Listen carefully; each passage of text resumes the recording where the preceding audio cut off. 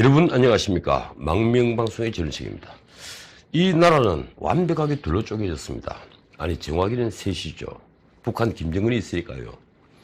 누가 대한민국을 둘로 갈라놓았을까요? 외관적으로는 조국입니다. 그는 수많은 자신의 범죄 의혹 속에서 온갖 수모를 겪으면서도 끝내 법무부 장관 자리에 앉아 이 나라의 양식 있는 사람들을 절망하게 하고 있습니다. 그런데 대한민국을 둘로 쪼갠 사람을 정확히 말하라면 저는 문재인 대통령을 들고 싶습니다. 제가 어제 방송에서 문 대통령은 왜 말씀이 없는가라고 했는데 예상한 대로 오늘 수석 보좌관 회의에서 드디어 입을 열었죠. 그런데 그 말씀이 또 기가 막힙니다. 문 대통령은 개천절과 지난 주말에 벌어진 집회를 두고 정치적 사안에서 국민들의 의견이 나뉘는 것은 있을 수 있는 일이다. 국론 분열이라고 생각하지 않는다라고 말했습니다. 심지어 그는 대의민주주의를 보완하는 직접민주주의의 행위로서 긍정적 측면도 있다고 말했습니다. 헌법교수 정치학 교수들이 꽤 놀랄만한 얘기입니다. 저는 많은 경우에 광장 민주주의는 허구라고 봅니다. 더군다나 광장의 군중이 대의민주주의를 보완하다네요. 솔직히 문 대통령에게 제가 또 한 번 실망했습니다. 어떻든 그 뒤에 붙인 말을 들으면 대통령의 속마음이 읽힙니다.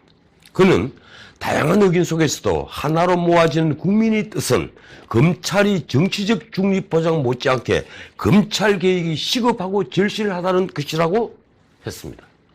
그러면서 공수처법과 수사권 조정 법안 등을 조속히 처리해달라고 국회에 요구하고 법무부와 검찰에게는 검찰 개혁의 속도를 더 내라고 주문을 했습니다. 우선 대통령은 조국을 파면하거나 퇴진시킬 생각은 이제 전혀 없다는 것이 분명해졌습니다. 또 대통령은 정치적 중립 못지않게 검찰 개혁이 중요하다고 했는데 제 생각으로는 지금 검찰에 가장 절실한 건 바로 정치적 중립이며 이것이야말로 검찰 개혁의 요체이자 첫걸음이라는 것입니다. 그런데도 대통령은 마치 검찰이 중립적인 것처럼 말하고 있군요. 얼마 전에 이 검찰이 행정부 소속이라면서 개혁 방안을 내라고 직접 명령까지 했죠. 하긴 불만족스러운 데가 있으니까 옥상옥인 공수처를 만들어서 검찰을 장악하려 한 게 아닌가 하는 생각도 드는군요. 공수처가 만들어지는 순간 검찰권은 정치 권력이 손에 완전히 들어갈 테니 민주주의와 사법 정의는 한참 후퇴할 겁니다. 그런데 문 대통령은 조국 말고는 검찰 개혁을 할 사람이 없다고 생각하는 모양이죠. 여기에 관련된 오늘 뉴스가 하나 있군요. 조국 규탄 서명에 나선 교수들 모임이 사회 정의를 바라는 전국 교수 모임인데요. 이제 10,000명을 넘었습니다. 이 모임에서 오늘 프레스센터에서 세미나를 열었습니다. 제목이 조국 장관의 검찰개혁 무엇이 문제인가입니다. 이 자리에서 국민대 이호선 교수는 지금까지 조국이 쓴 검찰개혁 관련 논문은 단 3편인데 그중 2는 중복되어서 실제 2편이라고 밝혔습니다. 하나는 1999년이죠. 고시생들이 읽는 고시계라는 잡지에 쓴 글입니다. 특별검사제에 관해 쓴 것인데요. 글쎄요, 이걸 굳이 논문이라고 하기는 힘들 겁니다. 이 글은 같은 해 형사법 연구라는 책에도 중복되어 실렸다는군요. 또 하나는 2002년 형사정책이라는 책에 실린 특별검사제 재론이라는 글입니다. 그러니까 조국은 특별검사제라면 모를까 전혀 검찰 제도에 관해 연구가 안 된 분이라는 거죠. 이호선 교수도 조국은 검찰 개혁에 대해 공부가 덜 되어 있고 학문적 시야와 폭이 매우 좁다고 혹평을 했습니다. 한마디로 자격이 없다는 것이죠.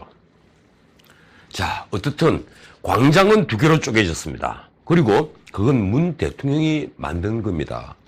대통령이 순리대로 조국 진명을 철회를 했다면 이런 무참한 일은 일어나지 않았겠죠. 어쩌면 검찰 개혁이란 것도 대통령이 원하는 대로 됐을지 모릅니다. 그런데 2개의 광장 중 하나는 정말 이해하기 힘든 광장입니다. 오늘 조선일보 사설 볼까요?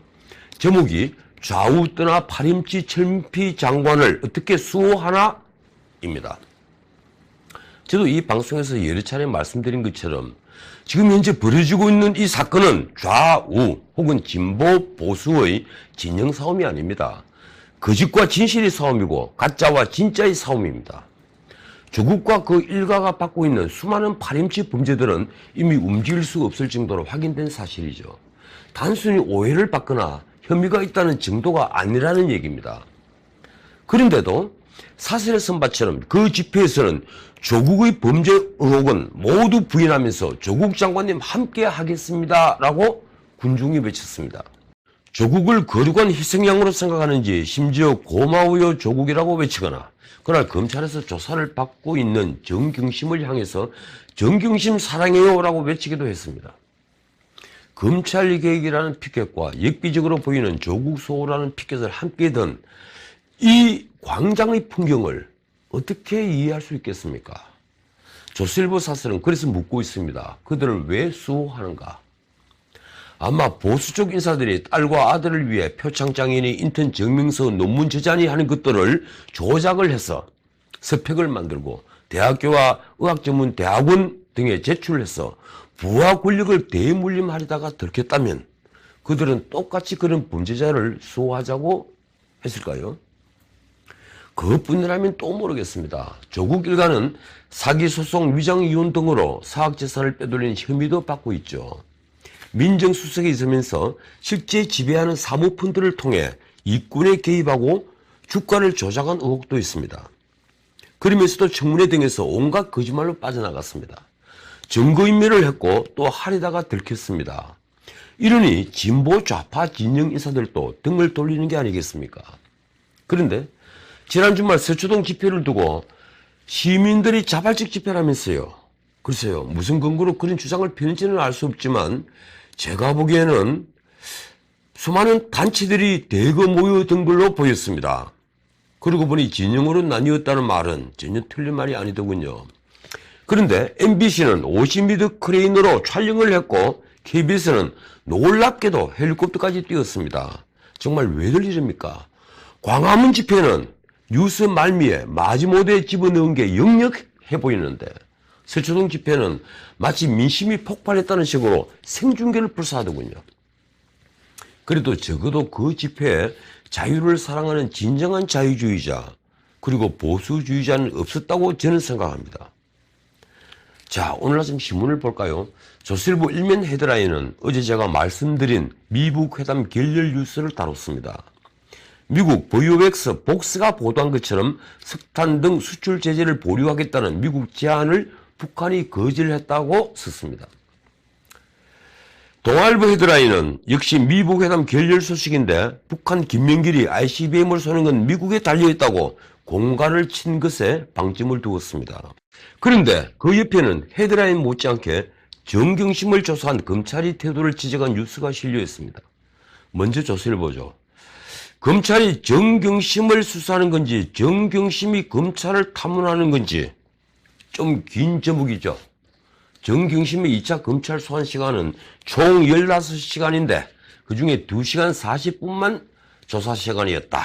이걸 제대로 짚고 있습니다. 제가 며칠 전에 말씀드린 바처럼 1차 조사 때 조사 중단을 한 것은 마치 검찰이 자기 표를 다 보여준 게 아니냐는 의구심이 있었는데 조선일보는 오늘 산면에서 검찰이 가진 패를 보며 방어작전, 정경심 같은 피해자는 없었다. 이렇게 대서특필하고 있습니다. 동아일보 역시 다르지 않습니다. 일면에 검찰 출석 정경심, 조서열람 11시간, 조사는 2시간 반이라는 제목으로 실었죠. 자, 문 대통령에게는 실정보다 상식 붕괴에 더 큰 책임이 있다는 박재균 논설 주간의 동아일보 칼럼도 경청할 만한 칼럼입니다. 그 글 끝에 그는 문 대통령에게 묻습니다. 과연 문 대통령에게 대한민국은 무엇인가? 정말이지 우리 모두가 하루에도 몇 번씩 묻고 싶은 말이죠. 오늘 하나 더 짚고 넘어가죠. 문재인 정부는 그동안 국정원 특수활동비를 청와대가 가져다 쓴 것을 두고 국정원장들로부터 구속수사하면서 적폐로 규정했죠. 그래서 2017년 국정원 특수활동비는 4,930억이었는데 작년엔 조금 깎여서 4,630억이 되었습니다. 그런데 올해는 5,445억 원으로 대폭 늘었습니다. 그 돈 다 어디에 쓸까요? 국정원 활동은 점점 위축됐는데요. 내년 국정원 특수활동비는 무려 7,055억 원으로 정액 편성되었다고 합니다. 참 이름이 바뀌었군요. 특수활동비가 아니라 이젠 안보비라고 부른다고 합니다. 정말이지 그 돈 다 어디에 쓰는지 정말 궁금하군요. 자, 오늘은 여기까지입니다. 일교차가 너무 큽니다. 요즘 감기 정말 잘 낫지 않군요. 내일 뵙죠. 고맙습니다.